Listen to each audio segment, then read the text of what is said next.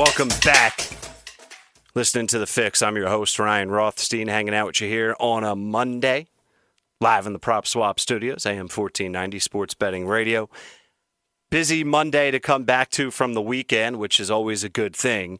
Obviously, national title game, which we've talked about for first half hour of this show. Phillies headed to the Super Bowl per Philly Sports Twitter. Super Bowl.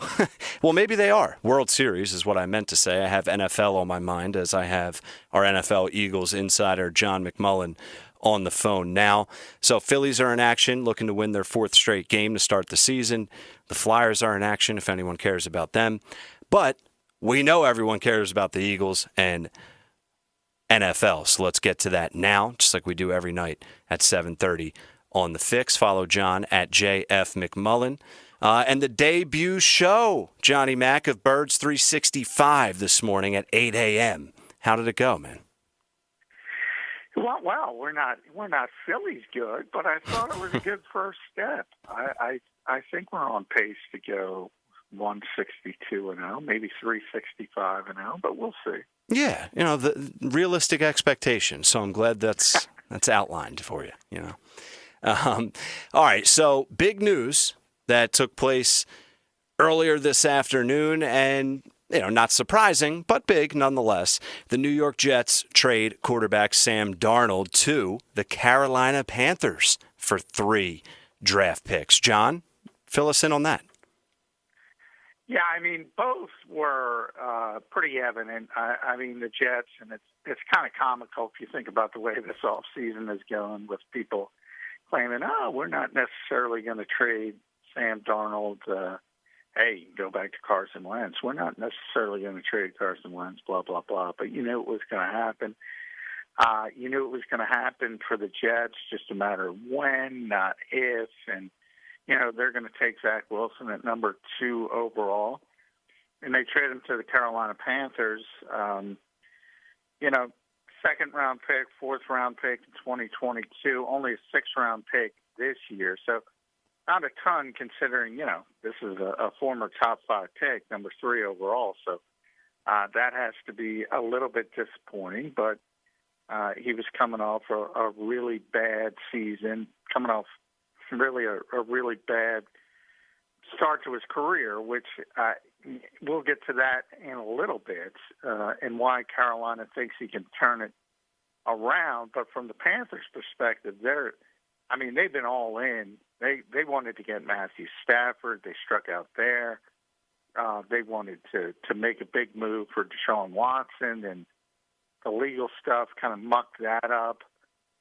And they end up with Sam Darnold. They just wanted an upgrade over Teddy Bridgewater, which is also understandable. From the Eagles' perspective, though, it's interesting because Carolina is one of those teams that if you hit the draft later this month, well, they might have taken a quarterback or moved up to get a quarterback, whatever, if they couldn't acquire one. And if you think about the Eagles now at 12 behind Carolina, well, that meant a position player would probably fall a slot, but now you can't guarantee that because now the Carolina Panthers are obviously not going to take a quarterback. Now, other teams can trade up into that spot. You can still see the same number going, but it does complicate things a little bit for the Eagles and probably how they envision this board going when they move down from 6 to number 12. I think that's fair to say. So how does that impact the Eagles? And then, in a few minutes, we'll also just get the overall impact for the draft. But how does this throw a wrench into the Eagles' plans? Well, there's if you think about the top 11 of this draft, you kind of knew 4 quarterbacks are going to go, and maybe 5. So you can do the math, and if 5 quarterbacks go in those first 11 picks, well, that only means 6 position players can go. And, the Eagles are probably pretty comfortable with whoever they think that 7th best position player is, so to speak. and now there's no guarantee that fifth quarterback is going to be taken. I still think it's far more likely than not. In fact, I'm not even going to say that. It's 100% four are going. It's going to go 1, 2, 3. We know that quarterback for only third time in history. It could go quarterback for the first time in history. It could go 4 straight. And we'll see. I think, Mac Jones is the question mark and Trey Lance as well. So you have to figure out where those guys go. A lot of people think San Francisco went up to 3 to get Mac Jones, which I think it's going to shock some people if they do go that route. But if they don't, they're going to take Justin Fields, and then you start talking about where do Mac Jones and Lance land. And if they land before the Eagles pick, it helps the Eagles. No question about it. Or it makes things worse because then Howie has a tough decision to make, and he was like, damn, I traded out of 6 to, be forced to take a lineman. Now I'm going to have all this wide receiver talent. Yeah. I mean, look, he can't be concerned with optics. He just can't. I don't think he is. I think I'm pretty fair to Howie. I don't think he's going to fall for that. Yes, fans want a wide receiver. If anything, it looks more and more likely that one of them's potentially going to be there. Certainly not Jamar Chase. Certainly not Kyle Pitts, but one of the Alabama kids. I think, Devontae Smith or Jalen Waddle, I think one of them's going to be there at 12. And I don't think the Eagles are going to take him. I've been pretty consistent with that, and I think it's going to upset a lot of people. But, look, that's, Howie's job is not to make,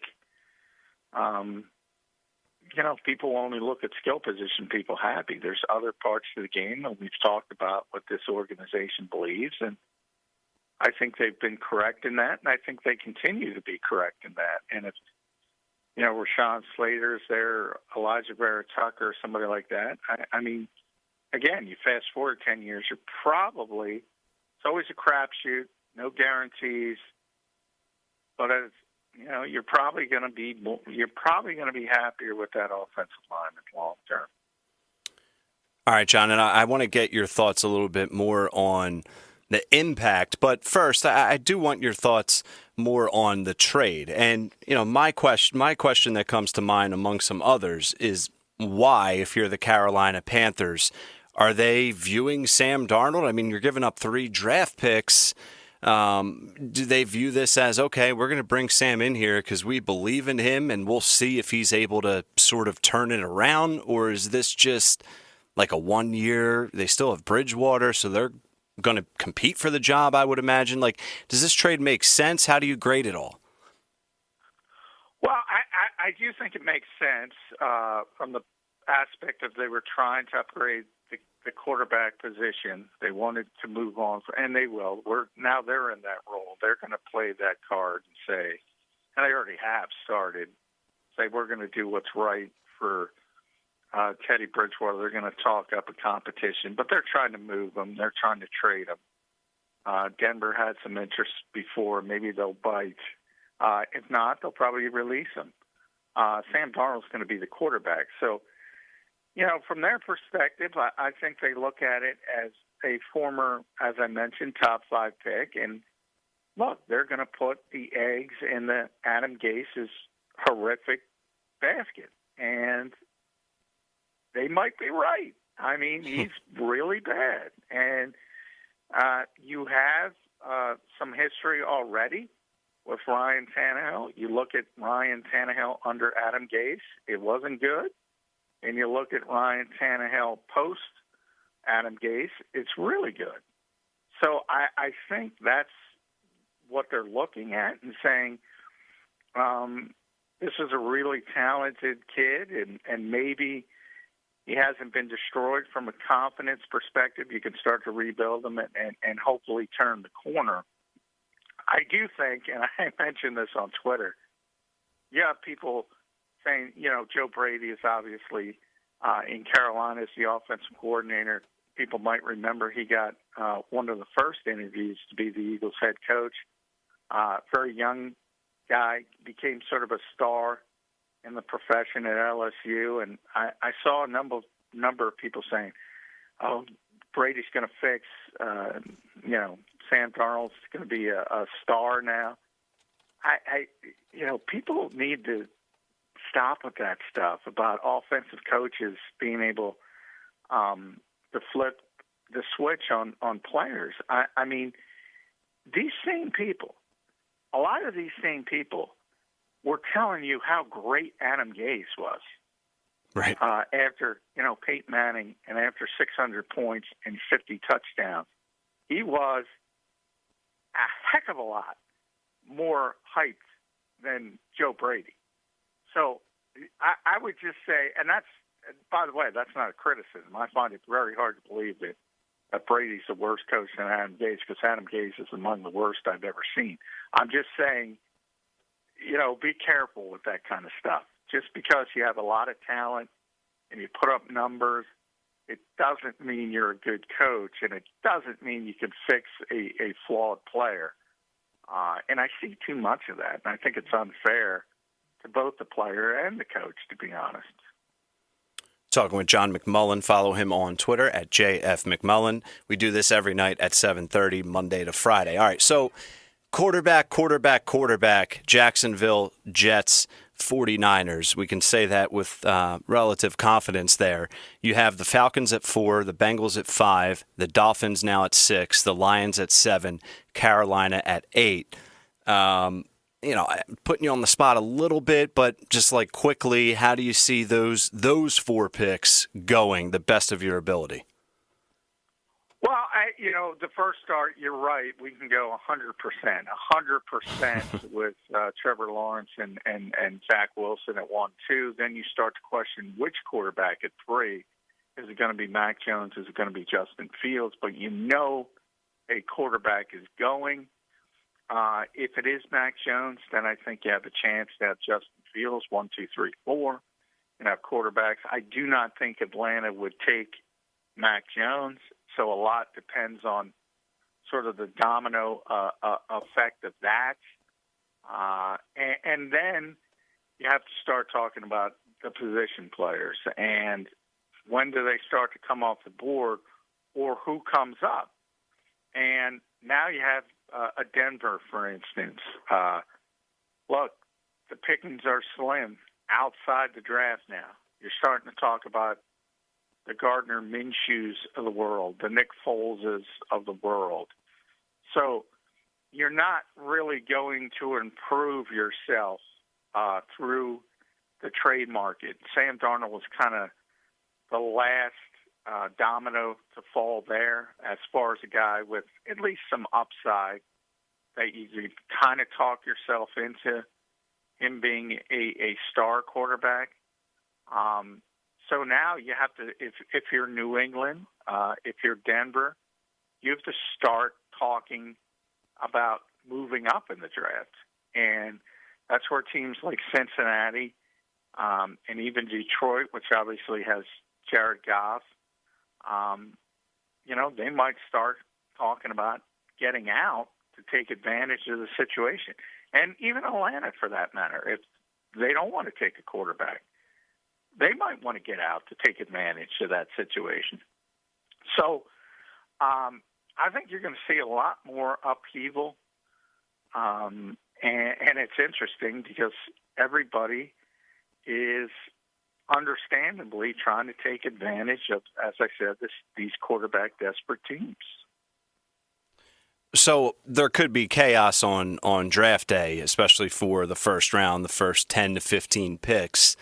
Is there a chance that the Eagles could move back up on draft day? Is there any scenario? I know that's not likely or maybe even at the top of their list, but opportunities always arise that maybe are unexpected. Yeah, I mean, they have the capital to do it. They have 11 picks, and we know how much they have next season, even more.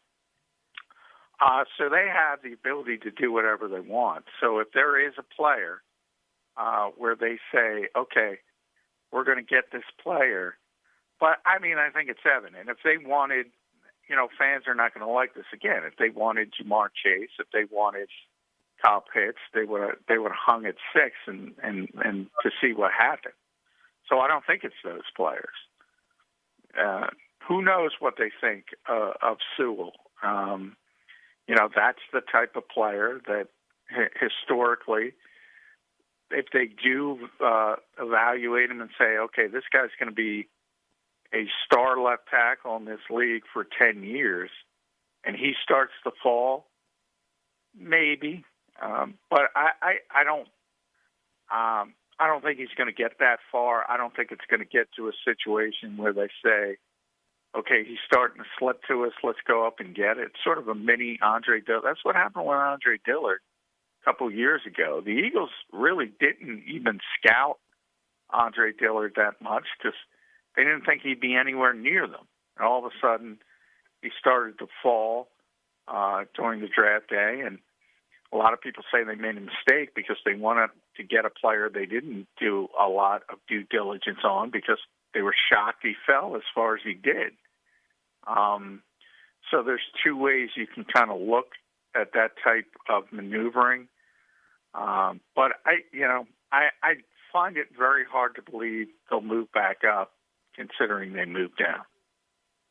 Yeah, I agree. I would just imagine if it was an opportunity where they don't have to trade any of the picks that they have for next year. So, they trade out a 6, they acquire more assets if we're, doing Sam Hinkie, slang here. And then they have an opportunity to move up by trading a later round pick or two, if that makes sense.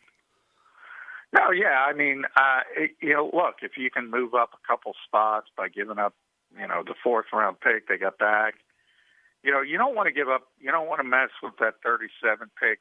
Remember, this team has a whole heck of a lot of holes. So they got to fill a lot of areas.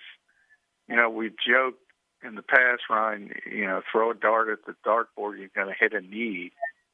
And they need bodies.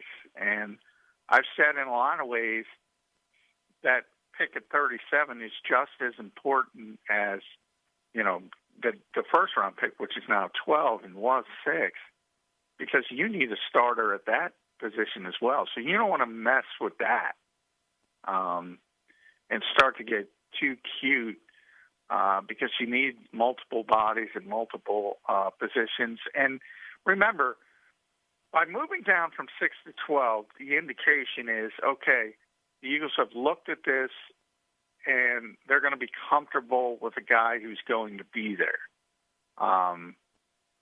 Now, again, you can always be surprised and always be somebody who gets taken much quicker than you assumed.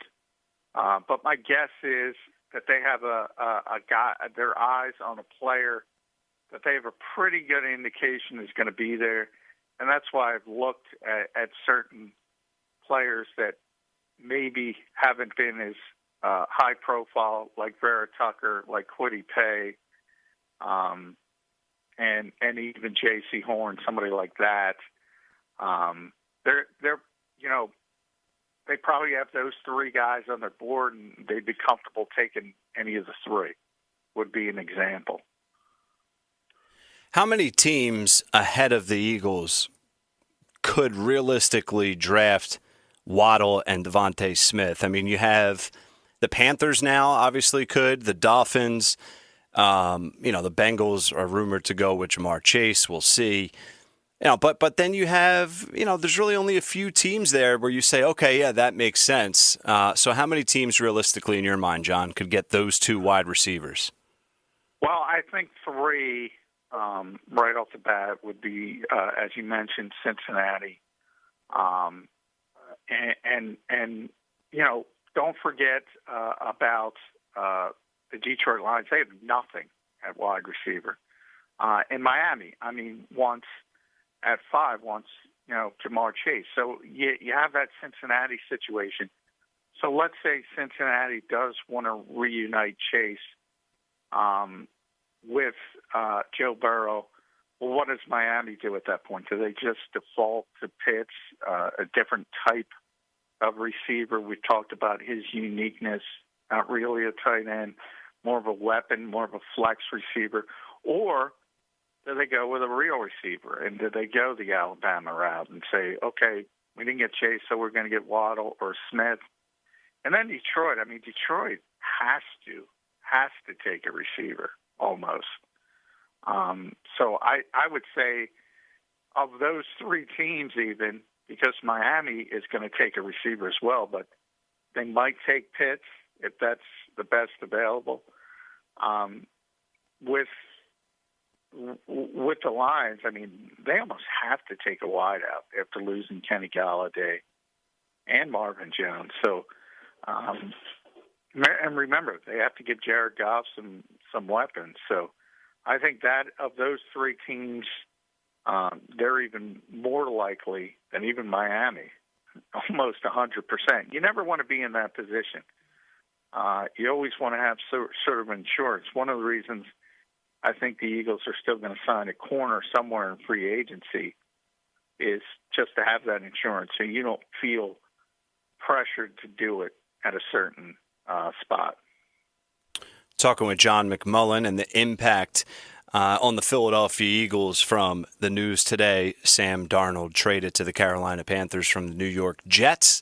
A couple more here for you, John, before we let you go. A couple days ago, I saw ESPN's Todd McShay talk about his mock draft, if you will, one of many versions, I'm sure. But he said Micah Parsons to the Eagles at 12. And you and I talked about this in the past as well. He's getting more and more intriguing to me, Parsons is. And we both mentioned, you in particular, that this staff is hopefully going to have a little bit more of an emphasis on that linebacker position, which just could be 1% compared to the 0% prior. But has that grown in your mind at all, like the likelihood of the Eagles going with Parsons? No, it hasn't, for the reason that, it depends. I do think the new coaching staff will have a little bit more of an impact. If you look at Jonathan Gannon, where he's come from, Indianapolis, Darius Leonard is the key part of that defense as a three-down linebacker. And then you go back before Indianapolis, he was with Minnesota, and he had two, Anthony Barr and Eric Kendricks. So,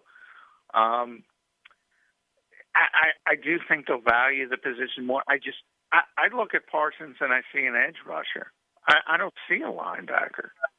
So I think what the Eagles will be looking for is the Leonard or the Kendricks type, the guys who can do it all. And I don't see Parsons as a coverage linebacker. I just don't think he's that player. Not to say he's not talented. I think you're a 3-4 team and you put them on the edge, you can do a lot of things for you. I don't see the fit with the Eagles. Yeah, and you mentioned that before, and McShay says, I'm not saying I believe him. I just think it's an interesting debate or conversation. He says he's not just a sideline to sideline run defender. He can cover and he can also rush the passer. And he ran that 4.39, John, in shorts and a T-shirt. Yeah, so, well, like I said, I mean, it's all about evaluation. He evaluates them differently. I guess he sees Devin White. I don't see Devin White. Maybe I'm crazy.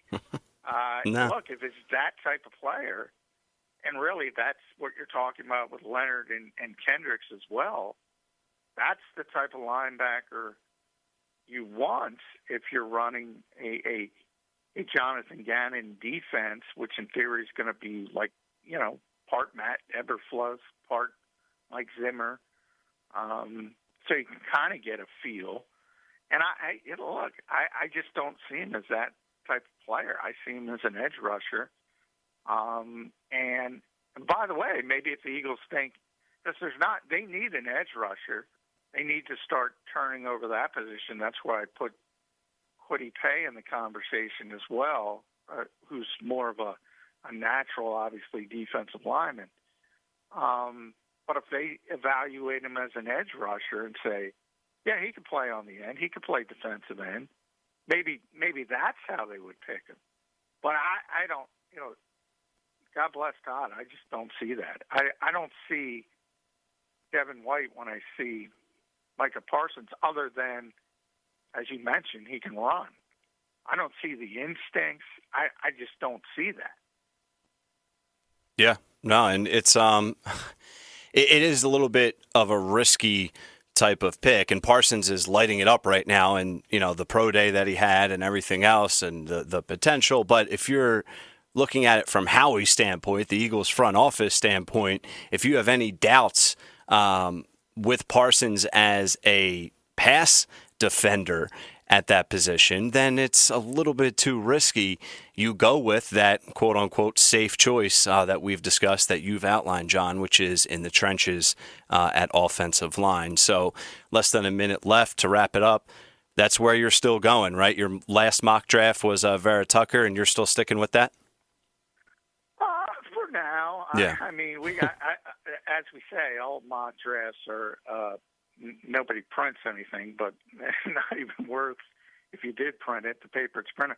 And today's another perfect example. Every mock draft was ruined because the Jets made the trade. Now the Panthers aren't in the quarterback conversation. So everybody's got to throw it in the trash and start over, digital trash, but you get the point. And this will continue throughout the process, and we'll see how it shakes out as we get closer. But because I cover the Eagles and everybody loves Eagles mock drafts, I have to do them. But every year I only do one first-round mock draft, and that's right before the draft, because doing it any other time is even more worthless than the worthless doing it right before the draft. Yeah, I mean, I'm sick and tired of the mocks. You already know my stance on this overall process, but listen, it's winding down, and when anything breaks news-wise like it did today, it's certainly interesting, and there certainly will be a domino effect. We just have to wait and see now exactly what that domino effect will look like come draft day. We'll have you covered every step of the way as John joins me every night at 7:30. Follow him on Twitter at JF McMullen. New show debuted this morning, Birds 365. J-Mac and J-Mac, John and Jody Mack there. So an excellent duo. You can catch them every Monday to Friday morning, 8 a.m. to 10 a.m. PhillyVoice.com, YouTube channel for JAKIB Media. Extending the play every Saturday at 10 a.m., SI.com, PhillyVoice.com. All right, John, go get ready for this national title game. Too much to do. You do, man. You got way too much to do. All right, get out of here. There he is, Johnny Mack. He has way too much to do, but it's because he's good at what he does. I'm working towards having that problem, hopefully one day. All right, let's get to a break. If you missed any of today's show on the JAKIB Media channel, listen to the podcast on your way home. Available on YouTube, Apple, and Spotify.